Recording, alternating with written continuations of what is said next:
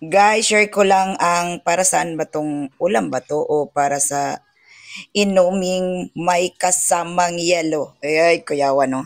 So guys, ito ay tokwa. So tofu.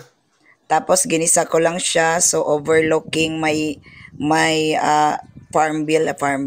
May may lanay ambience. Ayan guys, mantika. So sa mga gustong magbili niyan ha, ng lagay na mantika, nasa yellow basket ko yan sa TikTok shop ko. So ayan guys, pinirito ko muna yung tokwa. So ninipisan ko lang kasi 'di ba makapal yung isang ng tokwa, hinati ko lang sa gitna para medyo manipis siya pag hiniwa. So ayan, pinagrumble ko na dyan yung mga ingredients niya kung ano lang yung nasa kusina kasi tamad man tayo lumabas guys ay bili-bili ng mga kulang. Walang siling labuyo dyan, siling bell pepper, siling panigang lang na siya. So yun guys, century tuna.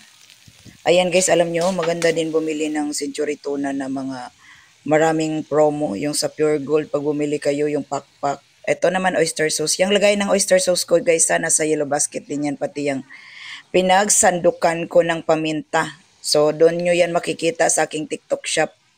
Yan, pinaglagyan ko rin ng toyo o diba? Madali lang siya guys na ibuhos. Madali pating linisan. So ito namang aking nilagay na mayonnaise is nabibili lang yan sa Dali Store para makatipid. So ayan guys. So hinmikos-mekos ko na siya dyan. Yan, nilagay ko na yung tokwa na hiniwa ko muna bago ko inilagay dyan. So ganyan lang siya kasimple guys, pero naglaway ko habang nagbo-voice over. Lami kayo guys, ng brown ang sauce ba.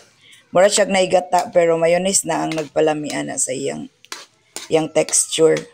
So kung makikita nyo guys, makapangayo jug ka sa or makapanawag jug kag barkada ug ingon ani imong kuan.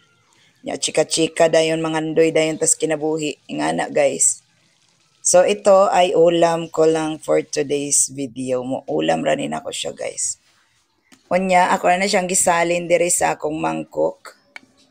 So, tingnan nyo naman guys. Pero mukha siyang kunti tingnan. Pero nung nabawasan ko na, kumain na ako. Daming sobra niyan guys. Hindi ko masyadong naubos. So, ayan. Dahil siguro excited akong mag-edit at excited akong mag-upload. Ganon.